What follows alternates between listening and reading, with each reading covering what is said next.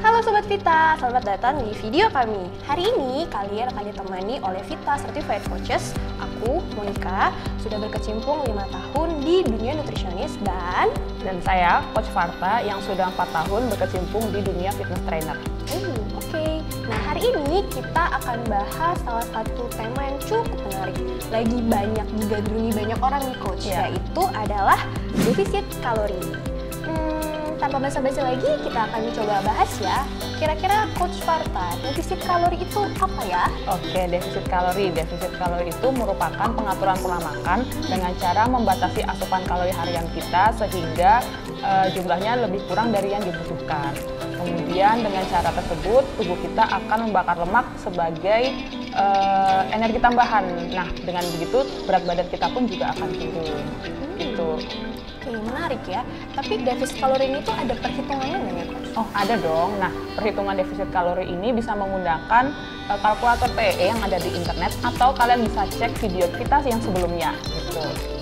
Perhitungan kalori ada hitung-hitungannya berarti ya? Nggak boleh sembarangan ya? Nggak boleh sembarangan. Oke, kalau misalnya kita udah hitung nih, tahu berapa jumlah yang harus kita penuhi dalam sehari. Nanti untuk pengaturan makannya, itu ada aturan-aturan tipsnya nggak? Nah, sebenarnya untuk defisit kalori ini ada tipsnya. Nah, kalian bisa coba dengan pilih makanan atau minuman yang rendah kalori.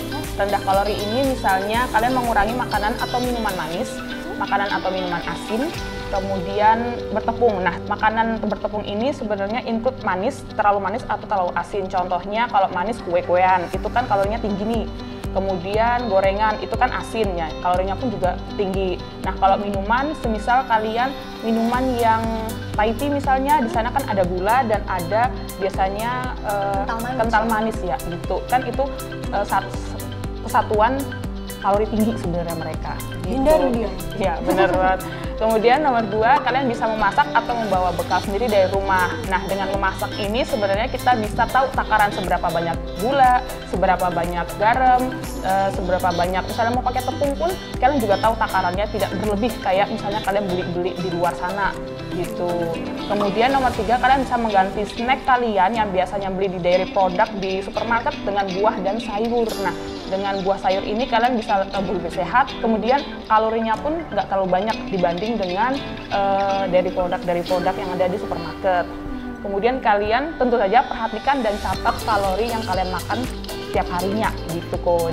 Oke, mungkin kalau teman-teman bilang kayak banyak ya aturannya, tapi ya kalau misalnya supaya berhasil, berarti ada aturannya ya Coach. Jadi kita nggak sembarangan makan, ada aturannya. Tadi bener kalau banget. aku recap ulang lagi nih Coach ya, kita kurangin makanan yang tinggi gula, bener banget. Yang ada asin-asinnya, yang gorengan, terus usahakan kalau boleh, dan mungkin banyak banget sekarang ya, kayak kita mulai masak makanan sendiri, dan juga mengganti snack cemilan kita tuh ke yang buah-buahan gitu.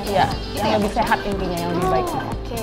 Kalau misalnya kita udah nih perhitungan defisit kalorinya udah, kemudian makanannya diatur juga udah, ada yang perlu dilakukan lagi nggak? Oh, pasti ada dong. Nah, kalau kita udah menerapkan defisit kalori, otomatis kalian harus nambahin olahraga deh. Jadi olahraga tuh sama penting juga dalam program penurunan berat badan. Kenapa? Karena dengan olahraga itu kita bisa membakar kalori lebih banyak. Karena dengan berolahraga itu otomatis otot kita kan pelatih. Nah, di sana secara kualitas dan kuantitas otot itu juga akan meningkat. Nah, dengan meningkatnya dia itu menambah metabolisme kita. Nah, metabolisme kita meningkat, otomatis kalori yang terbakar juga lebih banyak Coach, gitu. Wow. Ada formulanya ya, berarti kayak ada perhitungannya, kemudian makanannya diatur, olahraga juga, jadi berat badan pun turun, tapi kita tetap kayak happy, tetap senang, fit, gitu tetap ya. sehat gitu Coach. Oke. Kira-kira dari Coach Farta nih, sebagai kesimpulan utuh nih dari sang ahli, apa yang bisa disampaikan? Nah, sebenarnya itu untuk menurunkan berat badan itu intinya tuh kalian butuh konsisten sama sabar. Kemudian menurunkan berat badan itu butuh waktu.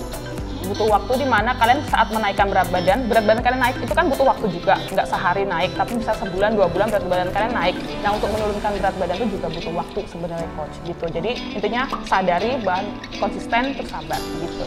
Sadari, konsisten, dan apa tadi Coach? sabar. Sabar. Oke. Sip.